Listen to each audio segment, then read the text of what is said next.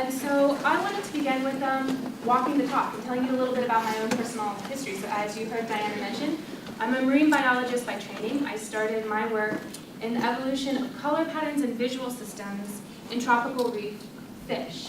So in these environments, I was really interested in asking questions about what do these fish look like to each other, not to humans. Are they cryptic? Are they conspicuous? What's going on here? And so really the question was, when you have a signaler with a message they want to transmit, how does that information make its way to the receiver? What is going on in terms of perception, in terms of the way that that water media is changing the light signals between when it leaves that body and hits my eye as the fish? So as most of you guys who have done field work know, a lot of my graduate work looked a little bit like this. It's dark, it is dark and murky. And a lot of it like this. Sequencer was doing some genetics work. And after long hours in the lab of trying to figure out what kinds of questions I was pursuing and what I was making of the data that we collected, I was presenting materials at science conferences that looked like this. So I really thought that I had this whole science communication thing down pat, right? And I remember so clearly thinking, I've got my elevator speech. Let me tell you, because I still remember. I used to say, oh, I study the synonymous to non-synonymous substitution ratios in the transmembrane regions of rhodopsins and wrasses. Nailed it, right? And in a sense, that was precisely what I was doing. And to my audiences in those contexts, that was great, that made sense. I was really lucky that there was a science journalist who saw me give one of these talks who helped me through a few more steps down that road.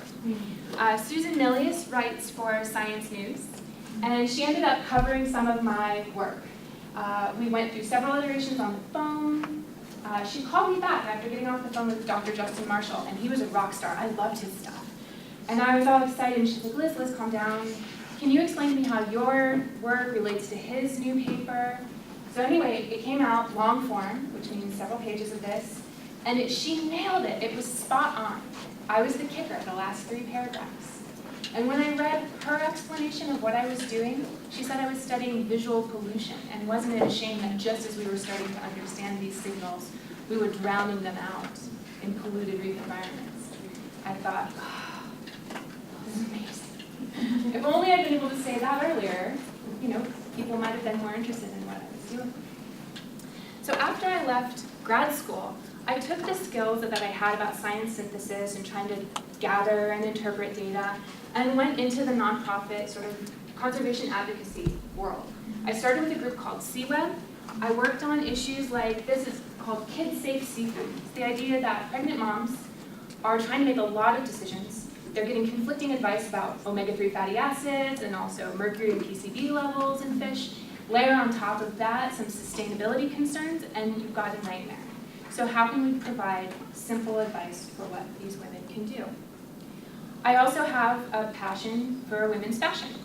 And we saw deep sea corals coming down the high fashion runways in Milan and Paris. We realized this was a huge opportunity to talk about deep sea creatures that most people have no idea are animals, much less how many of the described species of scleractinians and other kinds of corals live in the deep sea, so below 60 meters. And that project ended up looking like this. It was a high-end fashion campaign with Tiffany & Co. as the major partner and donor on this. It had policy outcomes, so we were working to try and get international tracking in the trade of these deep sea corals. And it was getting covered in places like Mademoiselle and Vogue and Marie Claire and women's magazines like that. And so this was sort of the way I was going, and I was thinking, this is so exciting, it's so great. But my job, it was challenging because in many instances, the story was so seductive that people are tempted to overreach, to make things sound even more powerful or important because they care so deeply about the issues. And so what I wanted to do was stop sort of clawing people back saying the data doesn't support that, you can't say that, and instead turn around and start pushing scientists and say, you can say more than you are right now. We do know certain things that you can bring into the public consciousness or conversation.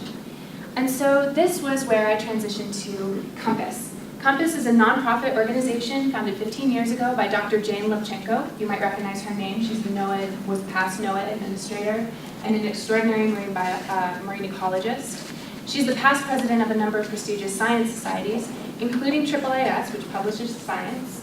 And this paper about a new social contract for science was the transcript of her presidential address to her colleagues, arguing that researchers needed to tackle science research problems in proportion to their urgency to society and the world, that they needed to disseminate their knowledge widely, and that they needed to do all of this with a good measure of humility and sort of good humor.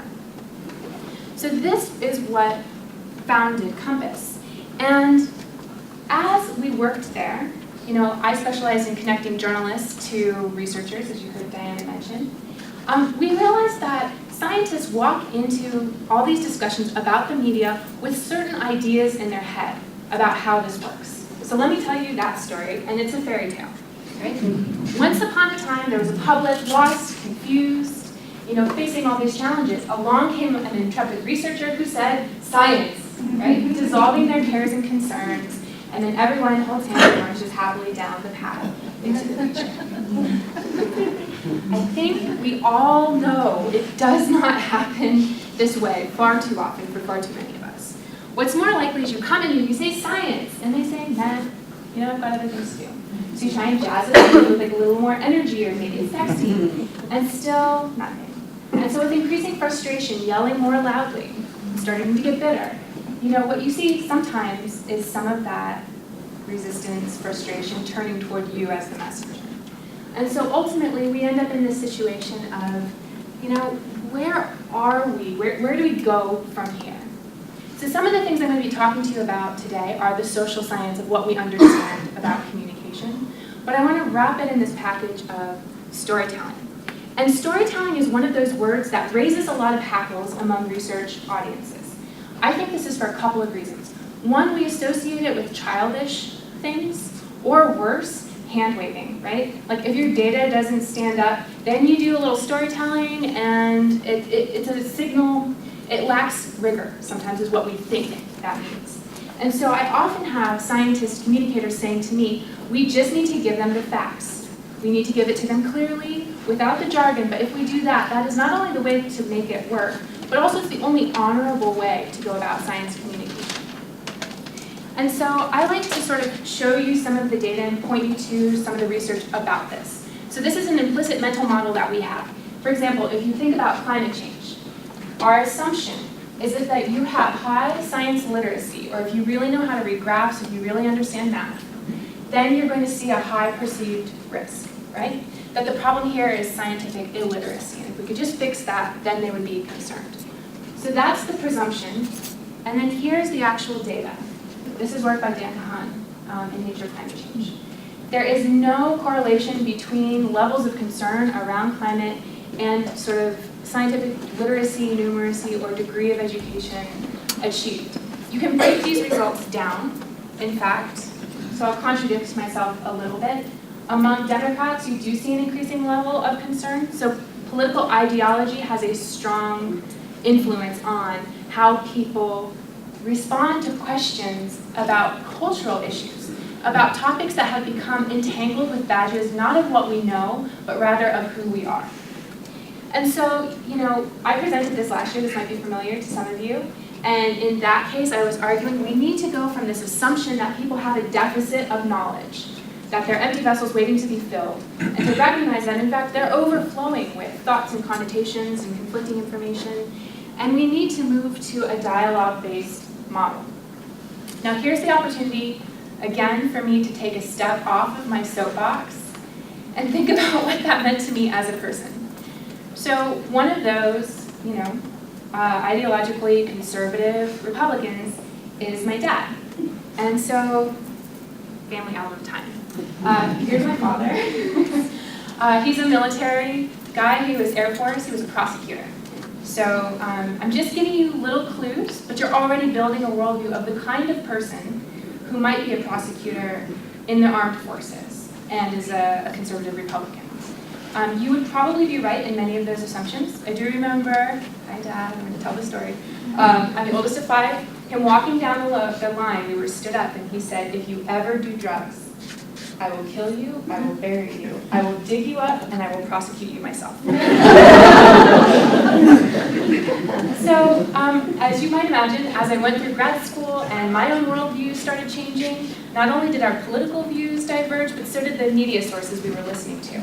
And pretty rapidly, I found that we would be spending too much of our time arguing over the dinner table, just throwing sound bites back and forth about climate. And in fact, there was one Christmas morning, you can think of how lovely that should be, where I was over 30 years old and I had to send myself to my room because of the kind of language I was using at the breakfast table on Christmas Eve morning over climate change. But you know, the thing is, like, I could never find the right data. I could never find the right facts, the right graphs, the right expert to change my dad's mind about this. And when we finally had a breakthrough, it was because I kind of let that go, and I was just so frustrated, and I said, Dad, I love you. Do you think the talking heads on TV care about us at all? Do you think I'm stupid? How many years of schooling have you supported me through? I know these scientists. I haven't read all the papers. I don't know all the data. I know these researchers. And that was where we started to connect. His stance has softened. It has, you know, the worldview has not shifted. There's lots of other issues where we don't see eye to eye on still. But we're proud to have made this breakthrough here. Where I made a choice, that was interesting, was I told that story to a journalist. And in fact, it ended up in a cover story for National Geographic and in the Washington Post. And I had to call my family and say, remember how we used to fight about climate change? I kind of talked about that. But we actually see this as a source of pride because we feel like this is quite emblematic of many, many people around the world and in this country in particular. How many of you have friends and family members who are just at loggerheads over any of the hot button science issues? Many, if not most of us, right? So there's lots of pieces to explore in this, and I will continue with that, but I want to take a step back and say, I should have known better than thinking I was off the record with the journalist, because me, of all people, I teach people how to talk to journalists, many of whom are in the room here today. This is Christopher Joyce sitting in the audience interviewing Christy Croker. One of the hard things in the workshop that we do is exactly what that experience with National Geographic suggested. I told a personal story, and it got picked up and quoted in the piece. And I was thinking, all the citations I gave Joel Achenbach about all the social science research, and he went after this. Of course he did, right? Of course he did. And I'm glad he did, but it didn't make it easier at the time. In our book, Escape from the Ivory Tower, which some of you are familiar with, we have an essay on this by Michelle Nyhouse, who's also one of our journalists in the room today, sitting in the back, about why be a character. You know, all of our science training is teaching us to remove ourselves, to be as objective as possible, to make it not about us. And there's also the social pressure of your labs and your colleagues. They don't, you know, there's a lot of opprobrium against seeking attention and taking credit where it's not due in science, which is good. But this is where we sort of start getting to the importance of characters in storytelling. So how many of you remember Where the Wild Things Are? All right, I see some very enthusiastic nods. Somebody in like 30 seconds shout out, what is the story? Just like give us the top line of the story. Max doesn't want to eat his dinner. He gets sent to his room and he gets mad, and then he makes his wild things place. Right.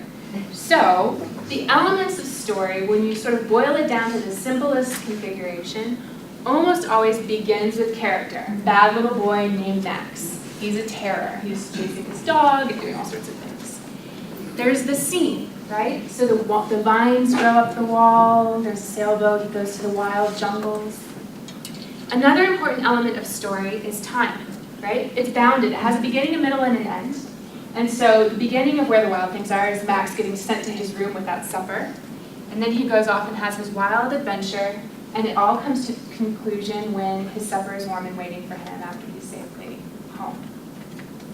The final element of story, and this is one that is really challenging, I think, for us in a science context, even though it does lend itself quite well to science reporting, is drama, tension, some sort of conflict and resolution. This is a touchstone. When you hear people talking about what is story, we could easily have spent the hour together just going through all the different definitions and how do we constrain what is story. It really has, for me, comes down to two things, characters and causality. So there has to be some sort of change from the beginning to the end of the story. And usually it's achieved through a problem that our main characters must confront and solve and learn something from or fix. And so in science, what's so challenging is sometimes we have to struggle to figure out not only, okay, we ourselves as researchers need to be characters in the story, but also how do we parse this complex world? How do we take all the ideas in front of us and winnow it down to one satisfying bite that people can remember and will attract them in to want to learn more about your research? And so going back to my coral reefs, with the grouper, think about it as isolating, all right, instead of the whole picture, we'll think about the character, the fish, or perhaps the diver. Think about the scene. We'll think about these digestible parts of the story that allow people to connect. And this is where we often find ourselves as scientists getting uncomfortable because we're making decisions about what to leave in, what to take out, and this is where it starts to open up the challenges of, are we cherry picking? Storytelling is all about the gaps and the ways that people fill in information with the presumptions and the associations that they come up with outside of the specific words that you're saying. So here is a place where we need to be very cautious and ethical as science communicators about the choices we make in constructing stories. So one of the great storytelling masters is Vonnegut, and there's this lovely video of him giving a lecture on a thesis that he actually had rejected about, quote-unquote, the shapes of stories. Well, there's no reason why the simple shapes of story can't be fed into computers. They have beautiful shapes. This is the GI axis, good fortune, ill fortune. Sickness and poverty down here, wealth and boisterous good health up there. Here's the very middle. Now this is the BE axis. B stands for beginning.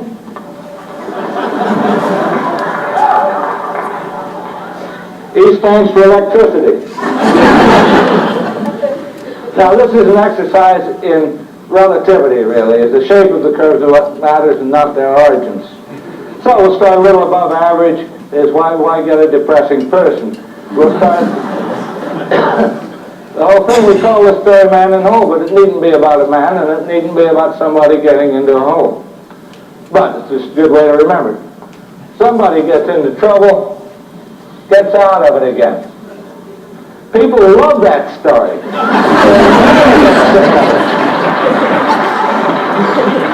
All right, not copyrighted. Another story is also a beautiful curve and easily fed into a computer called Boy Gets Girl, but it needn't be that. Just a way to remember it.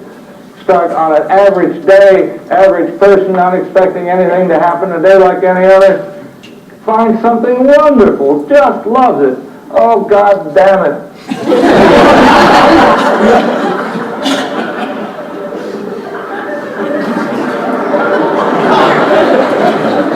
Got it back again. People like that. Now, these are beautiful curves, and this gets a little complicated.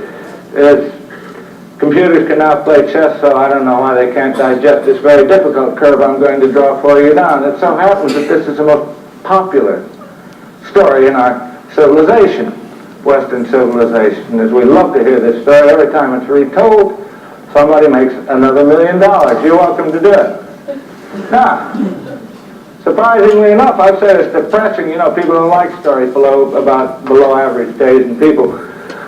But we're going to start way down here. Worse than that, who is so low? It's a little girl. What's happened? Her mother has died. Her father has remarried a vile-tempered, ugly woman with two nasty daughters, big daughters. You've heard it. Anyway, there's a party at the palace that night. She can't go. She has to help everybody else get ready. She has to stay home. Now, does she sink lower? No. She's a staunch little girl, and she has had the maximum whack from fate, which is the loss of her mother. As she can't go any lower than that. Okay, so the fairy godmother comes. Gives her shoes, gives her stocking, gives her mascara.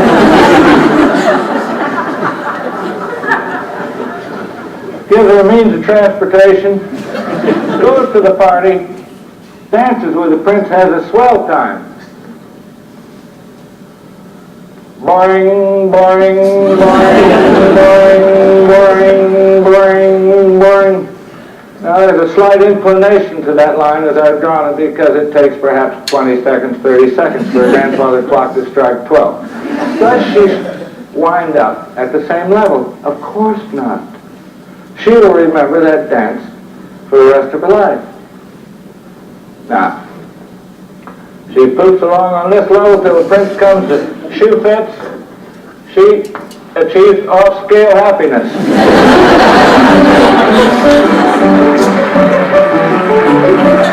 Have you seen that one before? There's a full transcript that we can share if you're interested. There's a lot more to that than that. But what I love is that what Vonnegut says in the rest of that talk is that it's not only that there's this power to abstract stories and to look at those shapes and think, oh, isn't this interesting, these fundamental blueprints, if you will, for what stories might look like, but that also how different cultures might have different shapes that are characteristic. And I thought that was a beautiful idea. But he's also fully aware of the perils of getting too prescriptive about these things and thinking that we have, the answer to everything. And in fact, so at the end of this, he says, the question is, does this system of mapping story shapes help us in evaluating literature? And so from that, I would say in life or science communication. And he says, perhaps a real masterpiece cannot be crucified onto a cross of this design. And I think the language here starts to get us to the place where we feel this real tension about stories because there is this sense of stories are somehow, if not magical, they're deeply powerful. That they are engaging parts of our brain that are very emotional, that are connected to things like childhood, to pride, to love, to fear. And many of us come from backgrounds which assume that all emotions are the enemy of logic and reason. And you hear this in a lot of the rhetoric around why we're facing such challenges and struggles on different hot-button science issues these days, or that people are emotional. And if only we could, take the emotion out of the conversation, that then that would be fair, that would be right. And so stories are somehow incompatible with that kind of a worldview. One of the things that I really like, however, is that stories reflect the shifting nature of our conservation challenges and also what it means to be a scientist as well. So telling personal stories of who we are and how we came to these careers is really valuable and important. It's why I opened this talk this way. So I want to play for you another film. So I grew up in South Central in the shadow of the LA riots. I didn't think about the future much. By the age of 15, stared down the barrel of a gun 2 times. In order to get out of detention, I had to join Eco Club. And that turned out to be the best decision of my life. I came home a different person. Now, I'm a bridge between nature and the streets. I'm just trying to teach kids that it's cool to play in the dirt. I'm Juan Martinez, and I love nature like I love my hood, and I'm a National Geographic explorer. I could give you any number of different people coming from all sorts of different backgrounds talking about their conservation science, their science story. I think the ability to tap into this is what's so exciting and gives me hope for making change. We often in our circles argue for, stagnation. We've been having these same conversations for how many decades? How do we change? I look at things like this and I feel hope. And so for me, this was part of why I bridged to my new position at the Story Collider. So the Story Collider is a nonprofit organization. We have standing shows in London, New York, Boston, LA, and San Francisco. We also have traveling shows. We're dedicated to the idea that true stories told live, personal stories about science are powerful, from a whole diversity of viewpoints and perspectives, not only scientists on our stage. We also have a podcast that comes out once a month, and this is what it sounds like in the opening. A science story. Is that what your son is the Felt. right? I was so And I just thought, happy. well, I figured it out. It was that golden moment. Because science was on my side.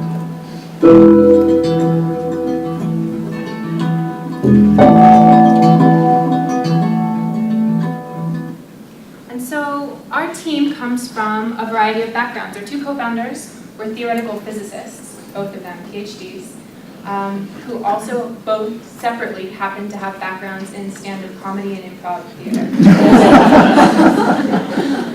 So we're coming at this from, we think of ourselves as basically like a theater organization. It is about entertainment. It's not, let us teach you some science and maybe we'll put some window dressing on it, but rather it is, let us tell our true personal stories about science in a way that we hope eventually makes people feel human connections, both to the researchers, to think about the role of science in their own lives, to make them feel empowered and connected to this sort of abstract, esoteric thing that sometimes people consider to be science.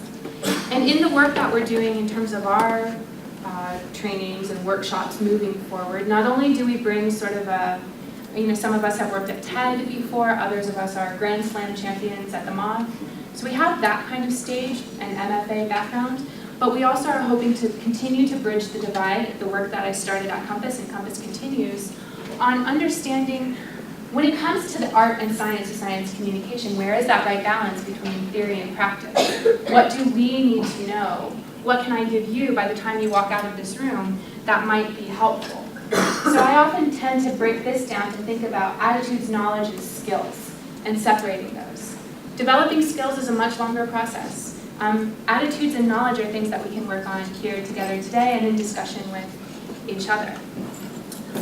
The reason that attitudes matter so much, and this does come out of the psychology and social science literature, is because social norms are powerful. And what that means is all of us, no matter how independent, fiercely independent we think we are subject to the whims of our community. Our reputations matter, especially in science, our reputations matter. And so we are not, conservation science, environmental science are not the only people struggling with a disconnect between the values we say we hold and the things that we see happening, decisions in the tenure process, the kind of pressure that are being put on new faculty, or just limited resources that don't support the good work we want to do. Medicine is also really struggling with how do you train doctors that are collaborative with other healthcare professionals, that have good bedside manner, that are think of patients in a holistic way instead of this paternalistic, sort of sexist, old school approach. And this paper got me so excited that I was live tweeting it as I was reading, because they talked about no matter how often we say we need to add these kinds of skills into our formal training curricula. In medicine, in science, across the STEM disciplines, the reality is that our formal curricula are only one element of the training that we put our students through. The other is called the hidden curriculum. And it's everything you pick up in the hallways, late at night over drinks, about what it means to be a professional in this space. Who are we? What do we know? What do we value? How do we act? How do we treat other people? Right? And as long as that hidden curriculum continues to be the same old ways of thinking and being, nothing is going to change, no matter how many classes you put the students through. And this is a powerful idea because too often I think scientists default to this idea that we are neutral, objective, third-party observers kind of to the world. And we forget that we have our own culture too. We forget that there are many other types of trees and not all of them are bent into the same shapes we are by the powerful winds blowing during their graduate training. Right? So this is about identity politics. And yeah, I'm stretching that metaphor. I'm just going to have to sit there and listen to that. I put it this way though because how many of you have had training in philosophy or the social sciences? That's great. This is many more people in the room than I often get in a science talk like this. So I have been marching around telling everybody, if you only read one paper sort of to dip your toes into social science stuff, to think about the ways that storytelling and also the way you approach questions about conservation, read this paper.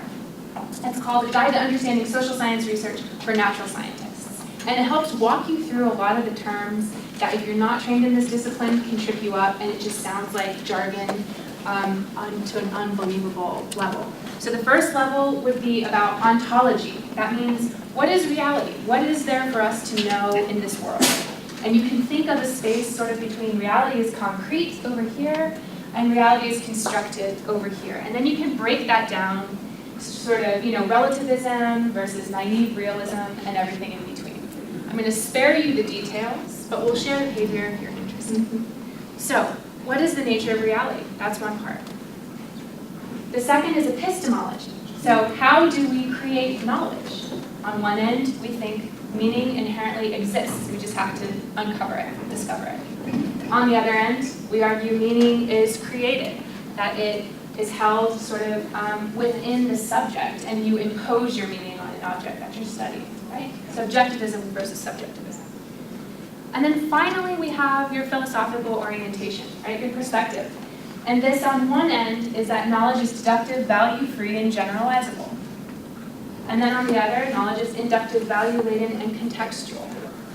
And depending on what kind of disciplinary backgrounds you have, you might understand why, if you're way on the end of all these scales, you can feel really frustrated and not understand many of the cultural conflicts that come into play, and not understand why stories have value or why they're important. And I think that one of the most important elements when we talk about storytelling is to know yourself. And Steve Schneider, the late great climate scientist Steve Schneider, who was a passionate advocate for climate science, used to always say he had only 3 pieces of advice when it came to science communication. Know your audience, know your stuff, know yourself. And so particularly when it comes to why are you communicating? What do you hope to achieve? There's a lot of room for very critical self-examination in there. Some of the best data I know about right now comes from Anthony Dudo and John Besley, who are doing research onto the goals of scientist communicators. Their sample size so far has largely been looking at AAAS numbers, so it's skewed a little bit, but what we're finding is that there seem to be 5 primary goals that are articulated when people say, why do you personally try to communicate science? The first 2, to educate or defend science, they sort of classed as traditional goals. And then the last 3, to excite, to build trust, or to tailor messages, these are somewhat more strategic. And they're numbered the way they are because of their prevalence. So this is just early data, but it's showing in the gray here how you report your own priorities. We all think we care about everything more than everybody else does. But you can see that defense and knowledge are those primary 2. I think personally that this feeling that we're under attack, this overheated rhetoric about the war on science, puts us into a negative space. When I say us, it's sort of like the science-committed community. Because if you feel like you're under attack, you start getting defensive. You start trying to figure out who your allies are, and then you want to go on the offensive and attack. And too often, I really do see people sliding, I think, down a path like this. Well, I just want to educate people. I just want to give them the facts. Well, why do you want to give them the facts? Well, because I want them to persuade them to do what I think they should be doing, given that they have the facts. And then from there, it starts getting into these areas of not respecting people's agency. And yes, I'm not saying this is easy at all. There are dire consequences for communities, for all of us, when people exercise, their personal agency and say things like, I don't want to vaccinate my children. But I think that the history of science is littered with really problematic examples of when we think we know best and can make decisions for other people, regardless of what they think or want or need, because we have the data, right? That just sets my teeth on edge. Now, I'm not saying that in place of data or in place of trying to educate, that we just replace everything with this sort of free-form story, happy, fuzzy times. It's really interesting to see how fast people will pivot on that, and they assume it's an either or. Either we have rigor, and accuracy, or we tell great stories. And my challenge to you is, why can't you do both? I think you can. When you Google sort of like stories and storytelling and the power of story online, you can imagine what you get. All sorts of like feel-good posters. You know, the universe is not made of atoms, it's made of tiny stories. Which, you know, this is good. I have a Pinterest board, I like this stuff, it's just fun. I don't know what the actual original quote is. That's part of the fun of trying to hunt down any quote on the internet.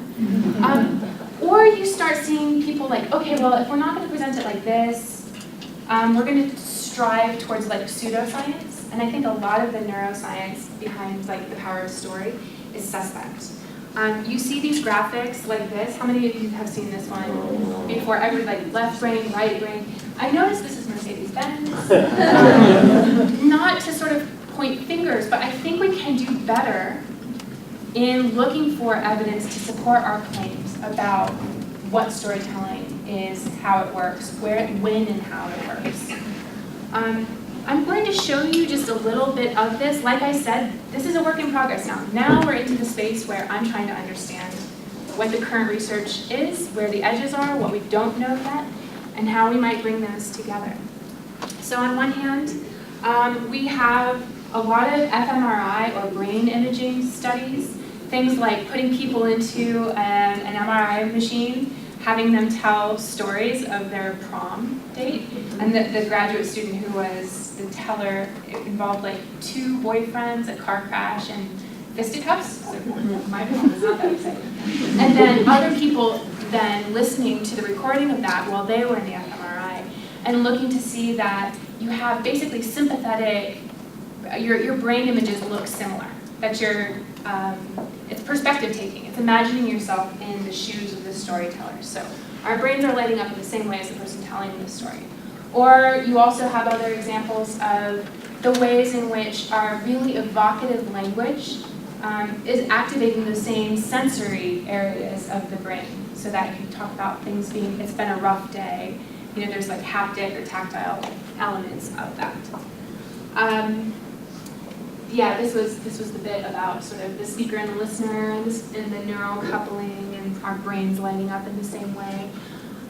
I'm cautious about this stuff. This is not my space. I don't know these statistics. I know how easy it is to misinterpret the pattern of blood flow in a brain and to interpret results the way we want to see it. But I do think it's exciting. I do think we want to know more. And what's particularly interesting to me are the people who are taking it that next step further. So there's a paper by Michael Dahlstrom and Shirley Ho about the ethics of storytelling and using narrative persuasion for science communication.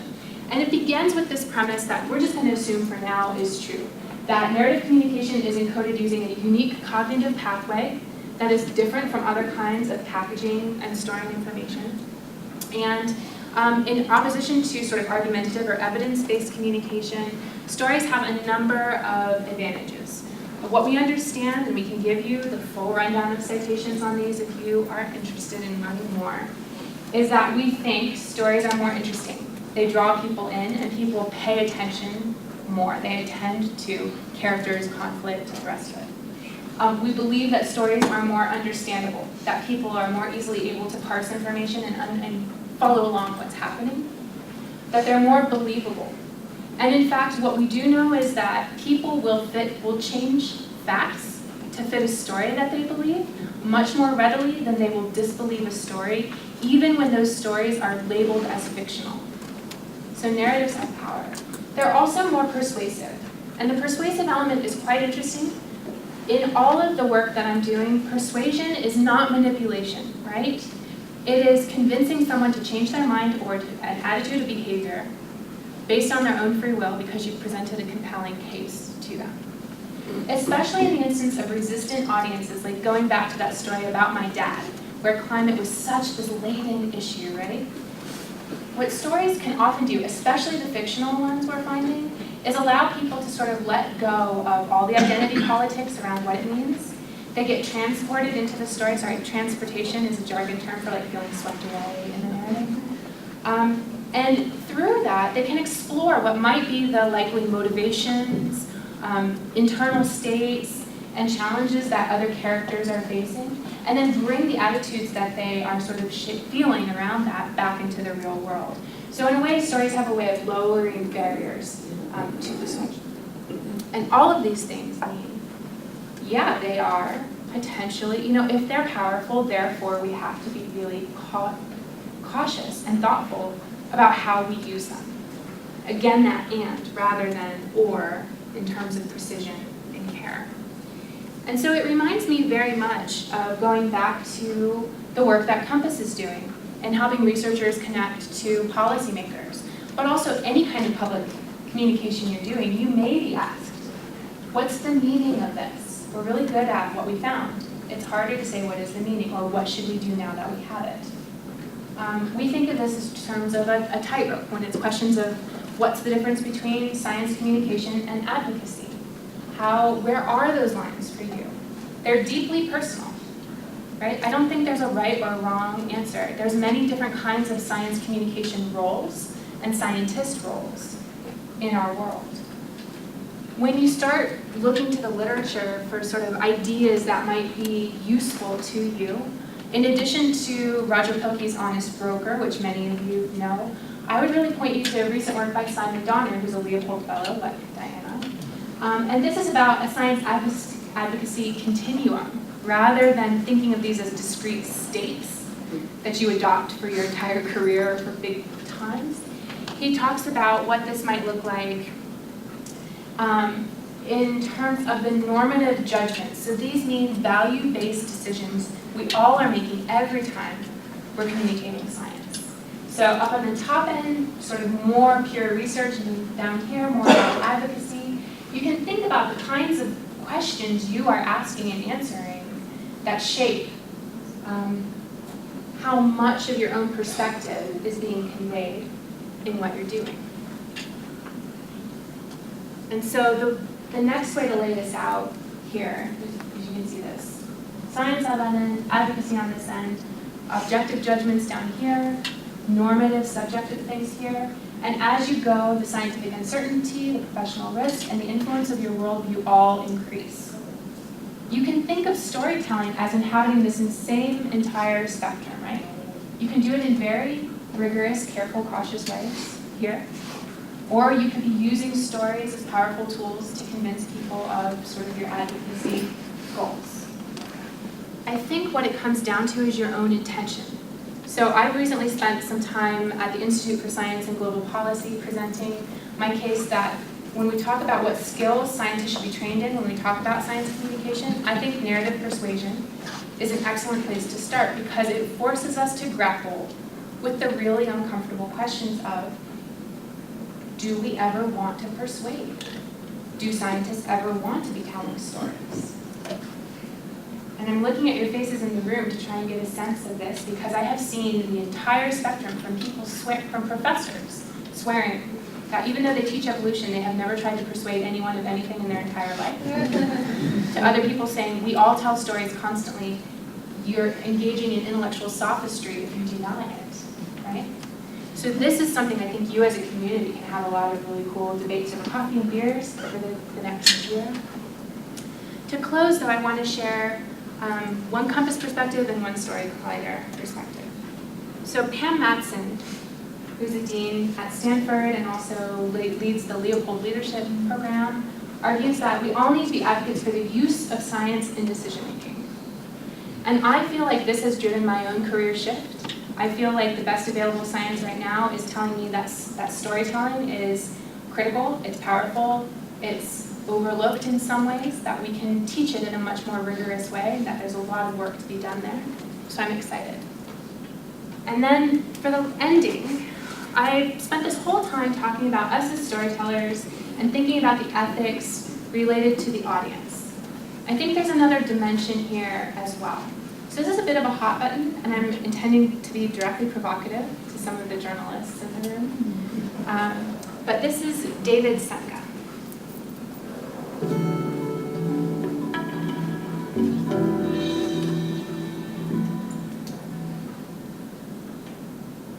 I hopped off the train, ran as fast as I could barged into my office door and without even saying hello to my lab mates, picked up the phone and dialed into the conference line. Hello? Hello, this is David.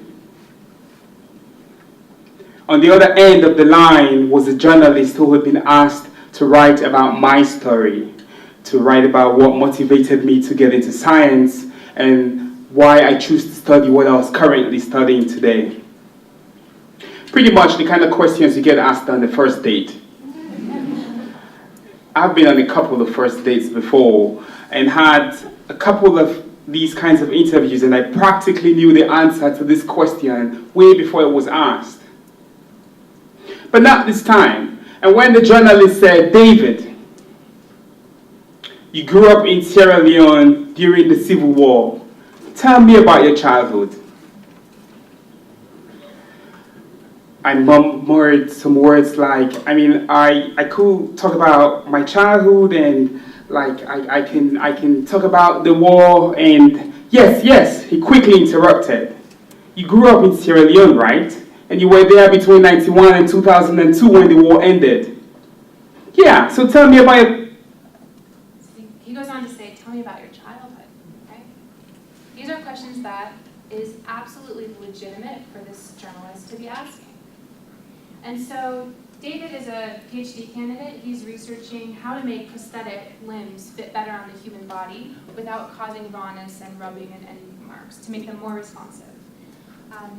And here I'm just jumping sort of to the end of his story, because he closes on a note. I don't want to give him the last word, but I think this is important to think about.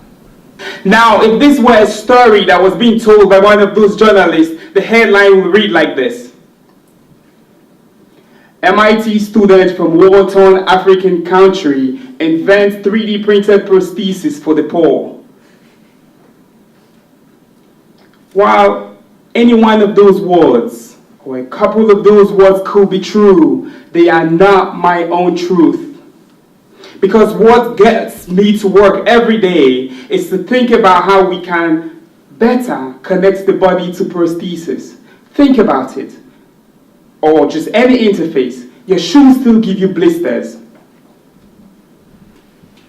So if there's any one thing that I want you to take away from this story, it is that my curiosity and my interest in science started in surgical rooms, in Sierra Leone, and from football fields where I was playing in the rain, not while I was running away from bullets.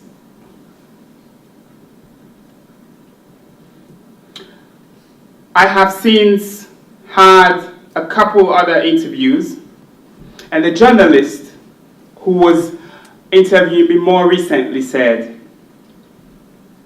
look, David, I know you don't want to talk about your experiences in the war and how it relates to what you're working on. I said, yeah, I don't want to, because I want us to focus on the research that's currently going.